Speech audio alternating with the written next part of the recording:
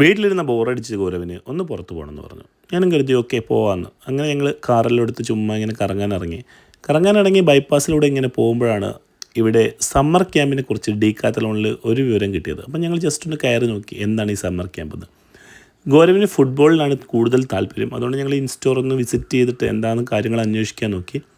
നേരെ പോയി നമ്മൾ ഫുട്ബോളിൻ്റെ സെഷനിലേക്ക് എത്തി. ഫുട്ബോളിൻ്റെ സെഷനിലെത്തി അവന് പാകമായിട്ടുള്ളൊരു ജേഴ്സി എല്ലാം ഇട്ട് ഒരു പുള്ളി മെഷർമെൻ്റ് എടുത്തിട്ട് ബൂട്ടൊക്കെ ഒന്ന് ഇട്ട് കൊടുത്തിട്ട് അപ്പോൾ അവന് ആ ഒരു കോൺഫിഡൻസ് വന്നു.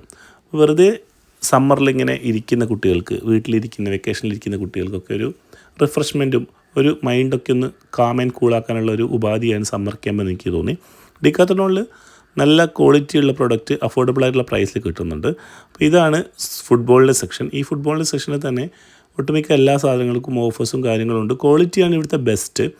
പിന്നെ ഇവിടുത്തെ കോച്ച് എന്ന് പറഞ്ഞാൽ നല്ല കോച്ച് ട്രെയിനിങ് കൊടുക്കുന്നുണ്ട്. മുന്നേ കണ്ട് ആളുകളോടൊക്കെ ഞാൻ ചോദിച്ചു എങ്ങനെയുണ്ടെന്ന്. കുഴപ്പമില്ലാത്ത റിവ്യൂ ആണ് കിട്ടിയത്. ഇതാണ് ഫുട്ബോളിൻ്റെ സെക്ഷൻ. ഫുട്ബോൾ മാത്രമല്ല, ക്രിക്കറ്റിനും ബാസ്ക്കറ്റ് ബോളിനും അങ്ങനെ എല്ലാ സ്ഥലത്തിലുള്ള ഗെയിംസിനും ഇപ്പം സമ്മർ ക്യാമ്പ് ഇതൊക്കെ ഉണ്ട്. സ്വിമ്മിങ്ങിന് വേണ്ടിയിട്ട് പ്രത്യേകമായിട്ടൊരു സെക്ഷൻ തന്നെ ഒരുക്കിയിട്ടുണ്ട്.